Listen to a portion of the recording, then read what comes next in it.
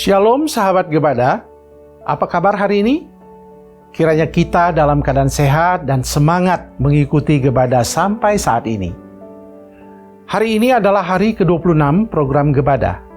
Kita akan membaca Keluaran pasal 19 sampai pasal 21. Dalam ketiga pasal ini diceritakan tentang perjanjian di Sinai. Setelah bangsa Israel meninggalkan tanah Mesir, pada bulan ketiga, tibalah mereka di padang gurun Sinai.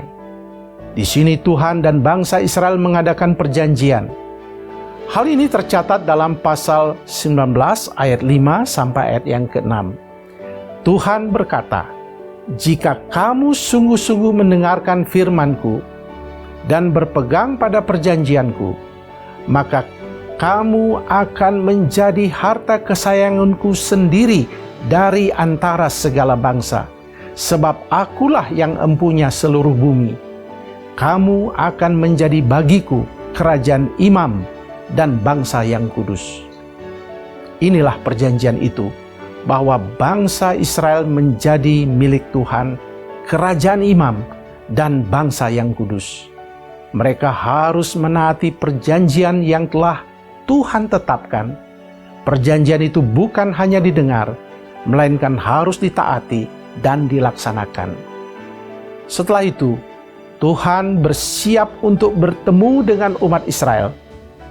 3 hari sebelum pertemuan, Tuhan memberitahu umat Israel untuk menguduskan diri. Tuhan mengatakan bahwa Dia akan turun ke Gunung Sinai di hadapan seluruh umat untuk bertemu dan berbicara dengan Musa. Tuhan akan memberi 10 perintah Allah. Musa melakukan persis seperti yang Tuhan katakan. Umat Israel mulai mempersiapkan diri untuk bertemu Tuhan dan upacara pengudusan dimulai. Hal ini berlaku juga bagi kita, bahwa sebelum kita beribadah, kita seharusnya mempersiapkan hati dengan kerinduan ingin menikmati kasih karunia Tuhan. Tepat pada pagi hari ketiga, terdengarlah bunyi trompet yang semakin keras, sehingga bangsa Israel mulai gemetar ketakutan. Ini adalah momen untuk memastikan seperti apa Tuhan itu. Lalu Tuhan memanggil Musa ke puncak Gunung Sinai. Tuhan memberi 10 perintah Allah dan memberitahu bagaimana hidup sebagai anak Tuhan. Sekarang, marilah kita membaca Keluaran pasal 19 sampai pasal 21 bersama-sama.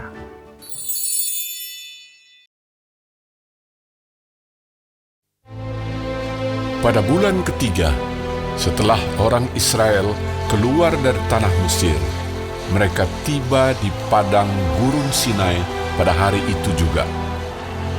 Setelah mereka berangkat dari Rafidim, tibalah mereka di padang gurun Sinai, lalu mereka berkemah di padang gurun. Orang Israel berkemah di sana di depan gunung itu. Lalu naiklah Musa menghadap Allah, dan Tuhan berseru dari gunung itu kepadanya, "Beginilah kau katakan kepada keturunan Yakub, dan kau beritakan kepada orang Israel. Kamu sendiri telah melihat apa yang kulakukan kepada orang Mesir, dan bagaimana aku telah mendukung kamu di atas sayap Raja Wali dan membawa kamu kepadaku. Jadi sekarang, jika kamu sungguh-sungguh mendengarkan firman-Ku dan berpegang pada perjanjian-Ku, maka kamu akan menjadi harta kesayangan-Ku sendiri dari antara segala bangsa, sebab Akulah yang mempunyai seluruh bumi. Kamu akan menjadi bagiku kerajaan imam dan bangsa yang kudus. Inilah semuanya firman yang harus kau katakan kepada orang Israel." Lalu datanglah Musa dan memanggil para tua-tua bangsa itu dan membawa ke depan mereka segala firman yang diperintahkan Tuhan kepadanya. Seluruh bangsa itu menjawab bersama-sama, "Segala yang difirmankan Tuhan akan kami lakukan." Lalu Musa pun menyampaikan jawab bangsa itu kepada Tuhan. Berfirmanlah Tuhan kepada Musa, Sesungguhnya aku akan datang kepadamu dalam awan yang tebal, dengan maksud supaya dapat dengar oleh bangsa itu apabila aku berbicara dengan engkau, dan juga supaya mereka senantiasa percaya kepadamu. Lalu Musa memberitahukan perkataan bangsa itu kepada Tuhan. Berfirmanlah Tuhan kepada Musa, Pergilah kepada bangsa itu, suruhlah mereka menguduskan diri pada hari ini dan besok, dan mereka harus mencuci pakaiannya. Menjelang hari ketiga, mereka harus bersiap, sebab pada hari ketiga, Tuhan akan turun di depan mata seluruh bangsa itu di Gunung Sinai. Sebab itu haruslah engkau memasang batas bagi bangsa itu berkeliling sambil berkata, Jagalah baik-baik. Jangan kamu mendaki gunung itu atau kena kepada kakinya. Sebab siapapun yang kena kepada gunung itu, pastilah ia dihukum mati.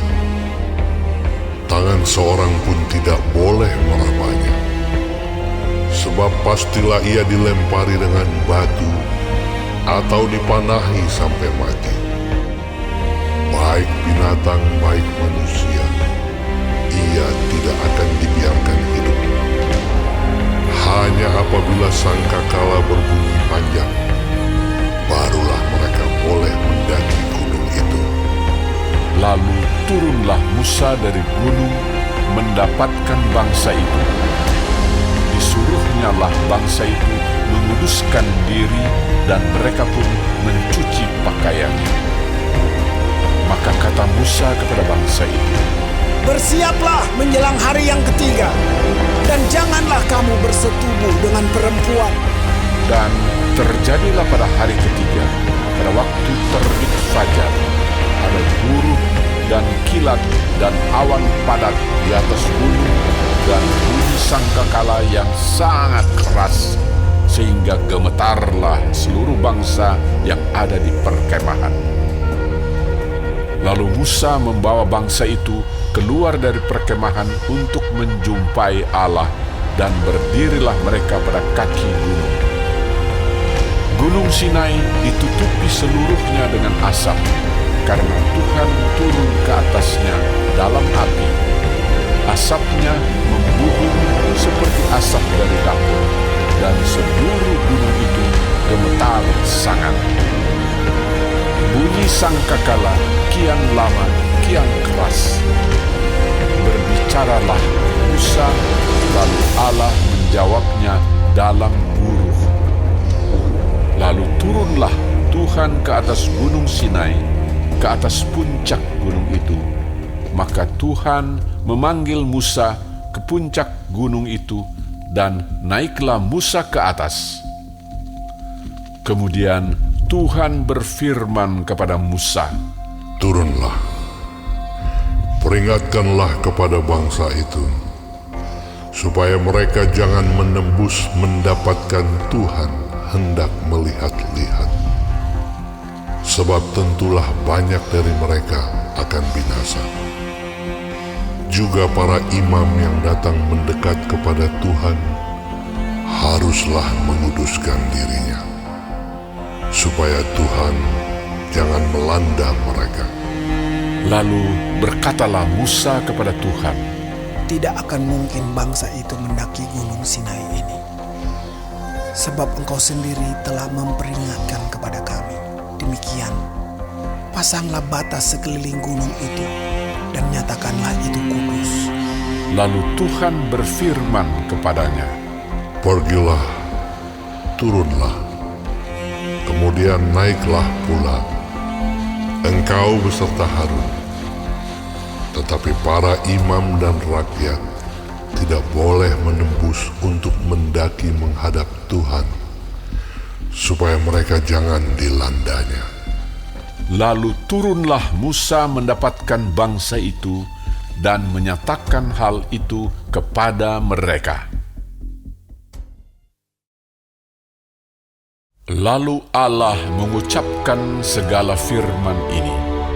Akulah Tuhan Allahmu yang membawa engkau keluar dari tanah Mesir, dari tempat perbudakan. Jangan ada padamu Allah lain di hadapanku.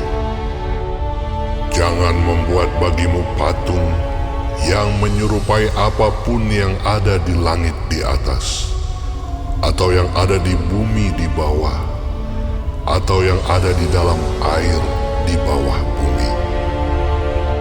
Jangan sujud menyembah kepadanya atau beribadah kepadanya, sebab Aku, Tuhan Allahmu, adalah Allah yang cemburu, yang membalaskan kesalahan bapa kepada anak-anaknya, kepada keturunan yang ketiga dan keempat dari orang-orang yang membenci Aku.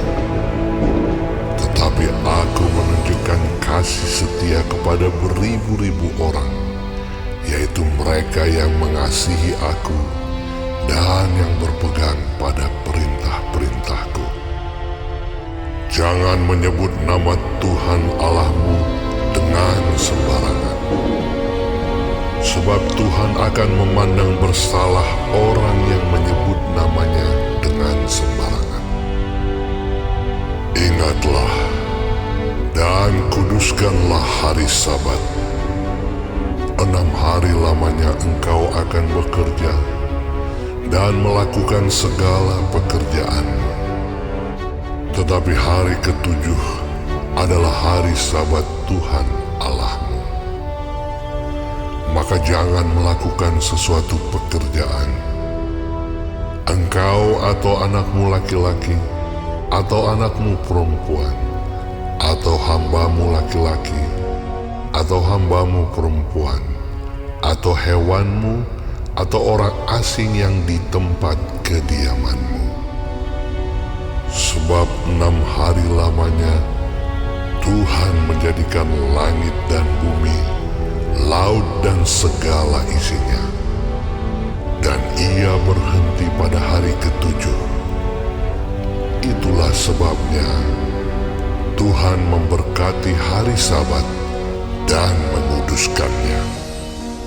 Hormatilah ayahmu dan ibumu, supaya lanjut umurmu di tanah yang diberikan Tuhan Allahmu kepadamu. Jangan membunuh, jangan berzina, jangan mencuri, jangan mengucapkan saksi dusta tentang sesamamu, jangan mengingini rumah sesamamu, jangan mengingini istrinya, atau hambanya laki-laki, atau hambanya perempuan, atau lembunya, atau keledainya, atau apapun yang dipunyai sesamamu. Seluruh bangsa itu menyaksikan burung mengguntung, kilat sabung menyabung, sangkakala berbunyi dan gunung berasap. Maka bangsa itu takut dan gemetar, dan mereka berdiri jauh-jauh. Mereka berkata kepada Musa, Engkaulah berbicara dengan kami, maka kami akan mendengarkan. Tetapi janganlah Allah berbicara dengan kami, nanti kami mati.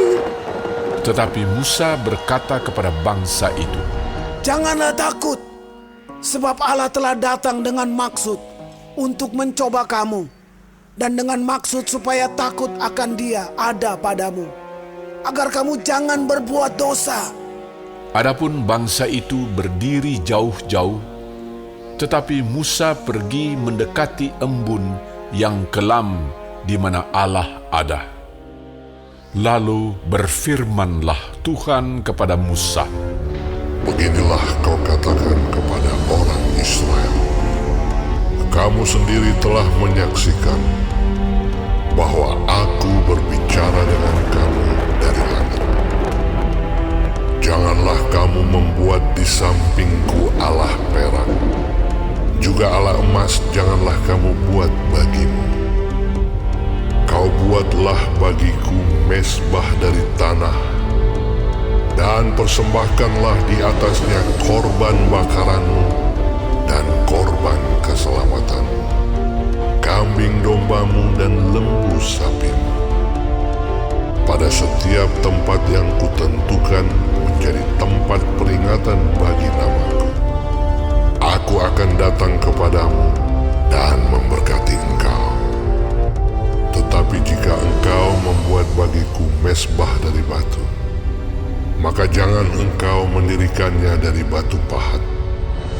Sebab apabila engkau mengerjakannya dengan beliung, maka engkau melanggar kekudusannya. Juga jangan engkau naik tangga ke atas ke mezbahku, supaya auratmu jangan kelihatan di atasnya.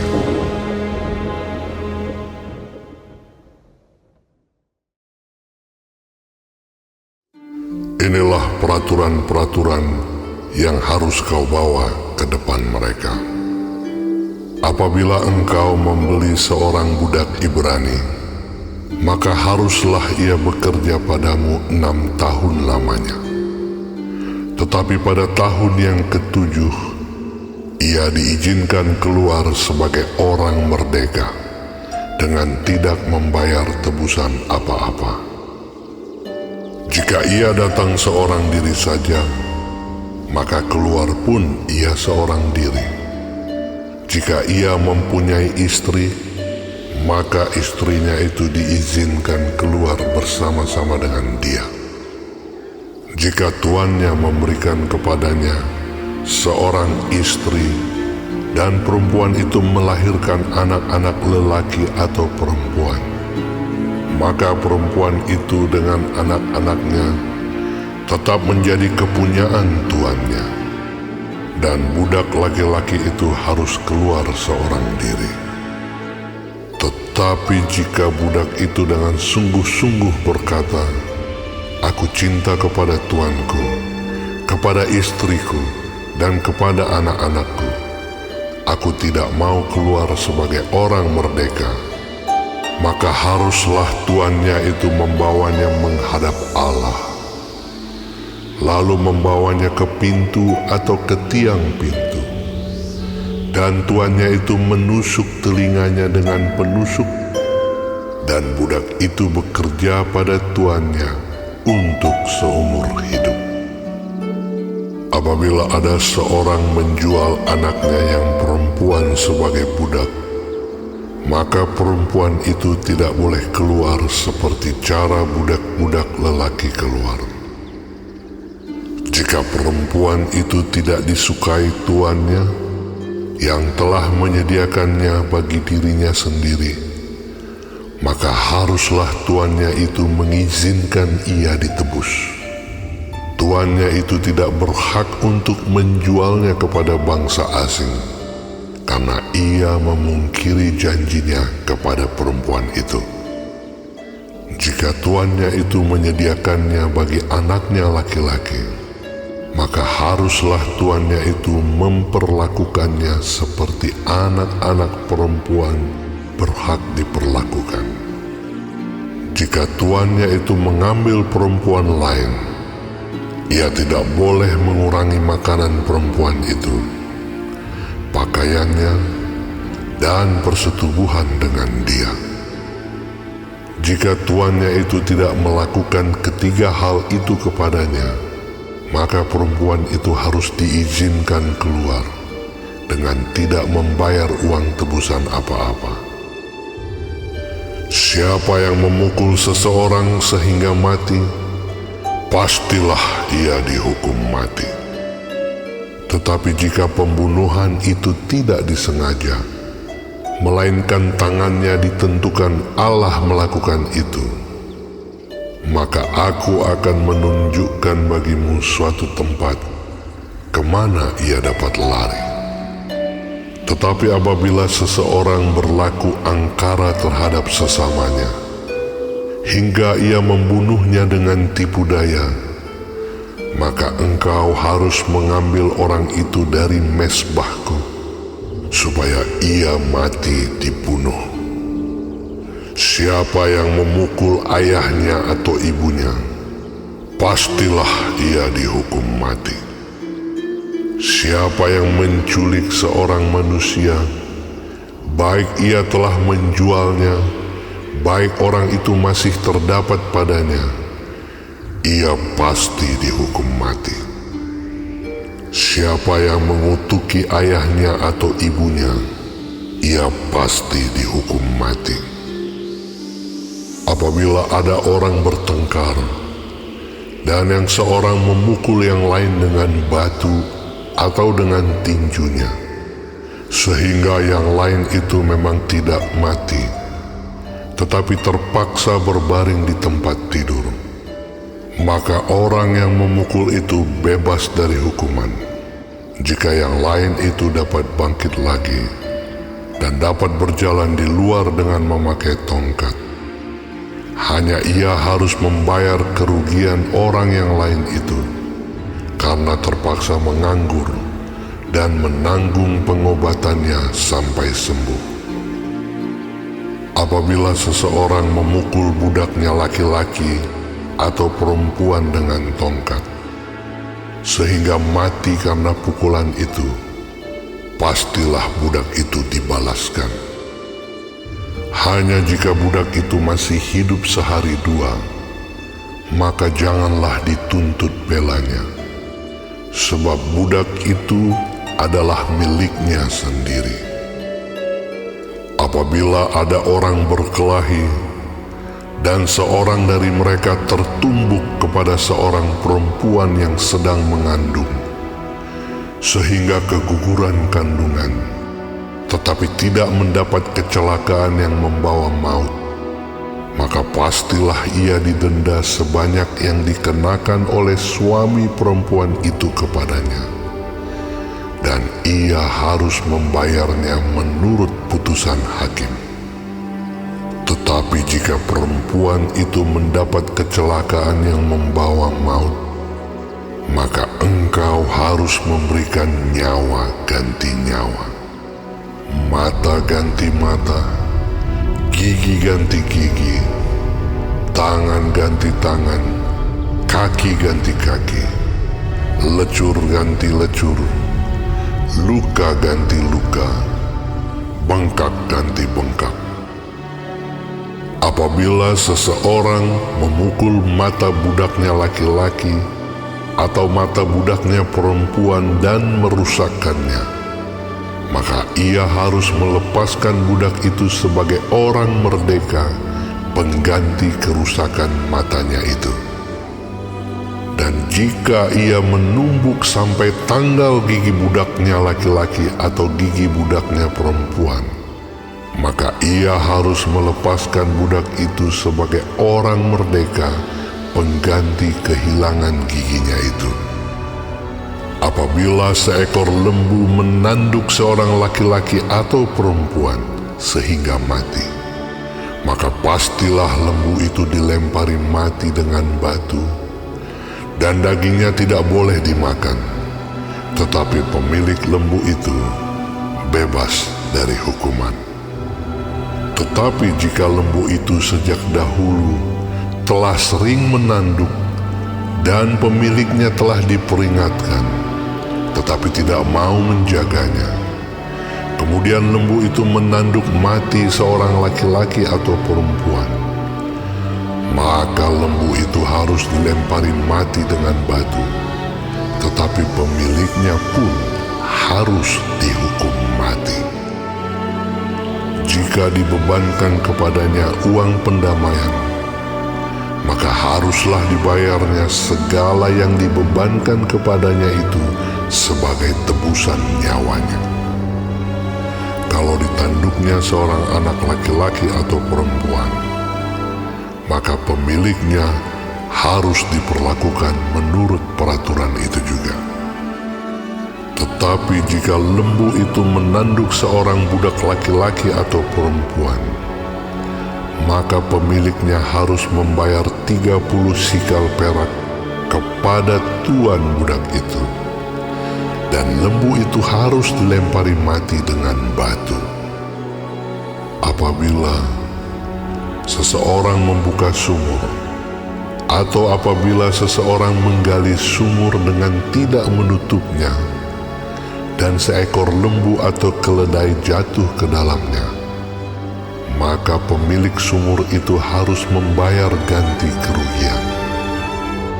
Ia harus mengganti harga binatang itu dengan uang kepada pemiliknya, tetapi binatang yang mati itu menjadi kepunyaannya. Apabila lembu seseorang menanduk lembu orang lain sehingga mati, maka lembu yang hidup itu harus dijual. Uangnya dibagi, dan binatang yang mati itu pun harus dibagi juga. Tetapi, jikalau lembu itu terkenal telah sering menanduk sejak dahulu, dan walaupun demikian pemiliknya tidak mau menjaganya, maka ia harus membayar ganti kerugian sepenuhnya. Lembu ganti lembu, tetapi binatang yang mati itu menjadi kepunyaannya.